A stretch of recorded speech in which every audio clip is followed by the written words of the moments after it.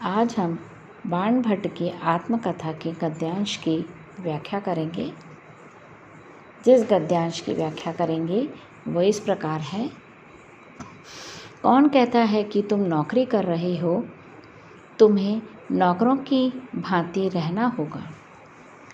कोई तो नहीं कहता है, पर पराधीनता तो तुमने स्वयं मोल ली है।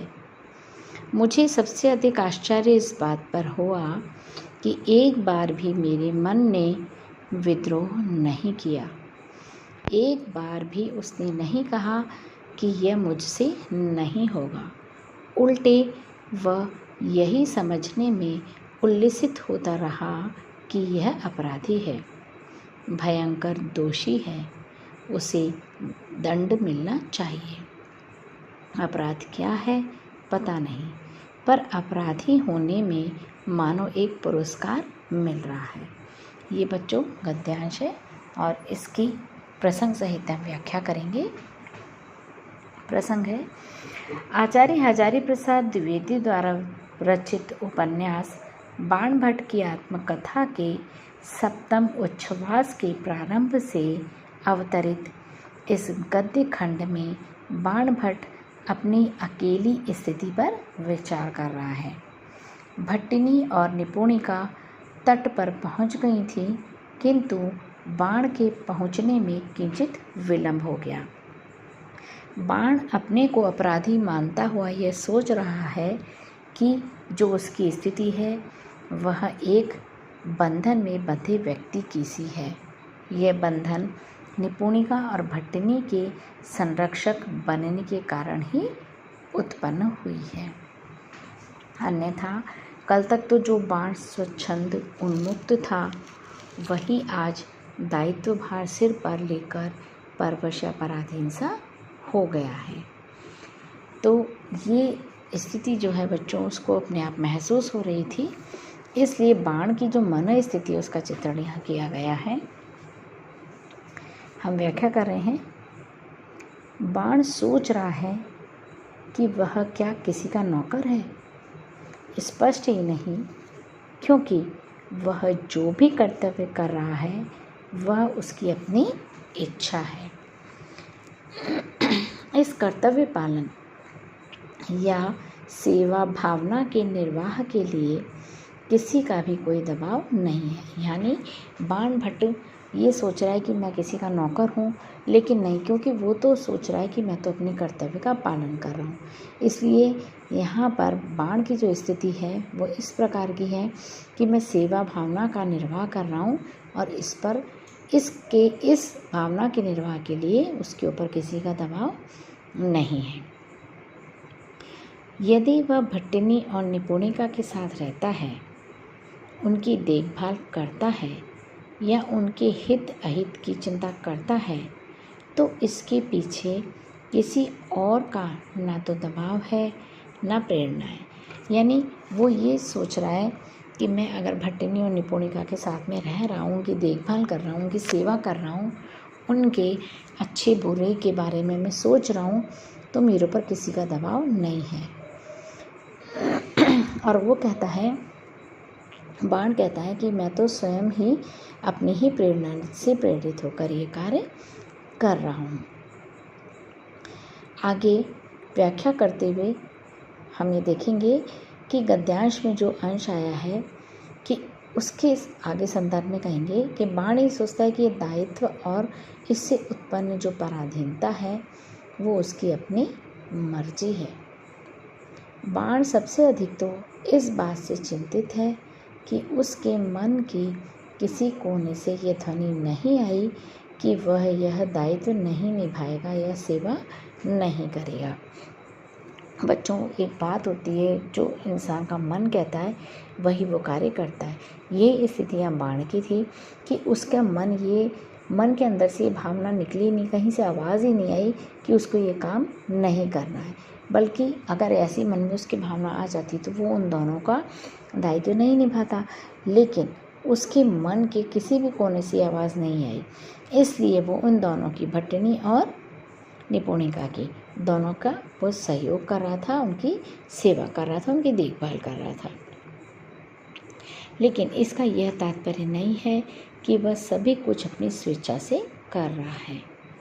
यदि उसे यह कार्य किसी के दबाव से करना पड़ता तो निश्चय ही कभी न कभी उसका मन विद्रोह करता। देखो बच्चों, कोई भी काम अगर किसी भी प्रेशर में किया जाता है तो मन में विद्रोह जरूर उत्पन्न होता है। कब तक इंसान प्रेशर में काम करेगा, करता जाएगा, लेकिन जो दमित भावनाएं हैं वो भावनाएं अपने आप वक्त पाते ही और एकदम उभर कर आ जाती हैं और वो विद्रोह का रूप धारण कर लेती हैं। इसलिए यहाँ पर बाण का भी ये इच्छा है कि ऐसा नहीं है कि वह सब कुछ अपनी स्वेच्छा से कर रहा है। यदि वो ये कार्य किसी के भी दबाव से करता तो कभी ना कभी उसका मन उसको उसका विद्रोह अवश्य करता। पर वह देखता है कि उसके मन में ना तो कोई विद्रोह है, ना कोई अन्य प्रकार का ऐसा भाव है जो अवांछित हो। मतलब जो भी है वह सब का सब एक प्रसन्नता और आह्लाद का ही भाव है। यानी वो खुशी खुशी कर रहा है, जो भी कुछ काम कर रहा है वो अपनी मर्जी से कर रहा है। यही कारण है कि वह प्रत्येक कर्तव्य कर्म प्रसन्नतापूर्वक करता जा रहा है। मतलब वो खुशी खुशी काम कर रहा है, खुशी खुशी उनकी दोनों की सेवा कर रहा है, देखभाल कर रहा है और उसको ऐसा लग रहा है कि मैं अपने कर्तव्य का पालन कर रहा हूँ। और वो कभी भी ये नहीं सोचता कि यह कार्य उससे नहीं होगा। मतलब कितनी भी कठिन परिस्थितियाँ आ जाएं तो उन कठिन परिस्थितियों में भी बाण उन दोनों का साथ नहीं छोड़ता। उसके मन में ये कभी भी भावना नहीं आती कि मैं ये काम नहीं कर पाऊँगा। यानी कितनी भी कठिन स्थिति आ जाए, कितनी भी कठिन परिस्थितियाँ उसके समक्ष आई थी, लेकिन फिर भी वो उन दोनों की मदद करता रहा। बाण भट्ट अपने आप को अपराधी महसूस करता है। उसे लगता है कि कहीं ना कहीं कोई भूल उससे हो गई है। वह कर्तव्य निर्वाह और सेवा कार्य को संपन्न करता हुआ आनंदित होता रहता है और वो अपने को अपराधी मानकर आनंदित होना, दंड पाने की जो उसकी कामना है वो कामना करता है और वो अपने दोषोद्घाटन को जानने के लिए उत्सुक बना रहता है और इसमें भी वो बड़ा खुश रहता है। ये देखो, वो अपने कर्तव्य का पालन भी कर रहा है, सेवा कार्य भी कर रहा है और खुश भी है। लेकिन अपने आप को अपराधी मानकर यदि वो आनंदित होता है यानी खुश होता है तो उसको लगता है अगर मैं अपराधी हूँ तो मुझे दंड पाने का अधिकार है। और इसलिए वो क्या करता है कि बड़ा उत्सुक बना रहता है कि अगर कहीं कोई दंड भी मिला तो मैं उसको प्राप्त कर लूँगा। मतलब ये कहना चाहता है बाण कि वह जिनके लिए सेवा कर रहा है वे उसके हृदय में उच्च स्थान प्राप्त किए हुए हैं, क्योंकि सेवा उन्हीं के लिए की जाती है जिनके के हृदय में, हमारे हृदय में उनके प्रति कोई ना कोई शुभ भावनाएं होती है। तो बाण के हृदय में भी भट्टनी और निपुणिका के प्रति शुभ भावनाएं थी, अच्छी भावनाएं थी। इसलिए उसने है ना अपने हृदय में उन दोनों को उच्च स्थान पर बिठा रखा था।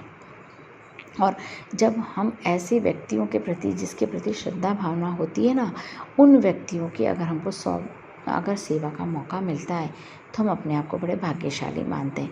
तो यहाँ बाण भी अपने आप को बड़ा भाग्यशाली मान रहा था। और अंत में बाण ये भी कह रहा है कि उसे न तो अपने अपराध की अवगति है न उसके कारण की प्रतीति है। यानी वो अपने अपराध बोध को भी उसको पता नहीं कि इसका अंत क्या होगा अगर मैं कोई गलत काम कर रहा हूँ तो, और मैं किस कारण से कर रहा हूँ उसको वो भी नहीं पता। अगर ये सेवा करना अपराध है तो, लेकिन फिर भी वह अपराधी होने में आनंद का अनुभव करता हुआ अपने को पुरस्कृत अनुभव कर रहा है। उसको पता है कि मैं अगर कोई गलती कर रहा हूँ, अपराध भी कर रहा हूँ, तो भी उसमें खुशी मिल रही है। क्यों खुशी मिल रही है? क्योंकि वो उन दोनों को अच्छी तरह से चाहता है, उन दोनों की सेवा भावना करना चाह रहा है, क्योंकि वो उसके लिए श्रेष्ठ है।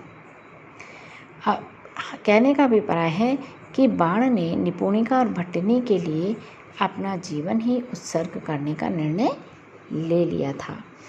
ऐसे में वो अपने आप को गौरवान्वित महसूस करता है। ऐसे महामहिम व्यक्तियों की सेवा करना, अपराधी अनुभव करना भी किसी पुरस्कार से कम नहीं है। यानी अगर वो उनकी महिमा युक्त वर्णन भी कर रहा है, उनके प्रति वो आसक्त भी है, उनके प्रति दायित्व निभा रहा है, तो उनकी सेवा करने में भी अगर कोई ऐसा अनुभव होता है कि मैं अपराध का अनुभव कर रहा हूँ, मेरे को कोई अपराधी मान रहा है, मतलब मुझे ये लगता है कि ये गलत है, दुनिया की निगाह में गलत ज़रूर है, लेकिन मैं अपने आप को अपराधी नहीं मानता। अगर कोई इस अपराध का अगर उसे कोई दंड देना चाहे तो वो उस दंड को भी पुरस्कार के रूप में प्राप्त करना चाहता है।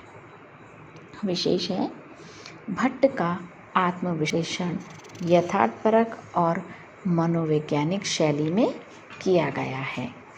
भाषा सीधी सरल तो है ही, परंतु व्यंजनापूर्ण भी है, उसमें एक प्रवाह है, एक गति है।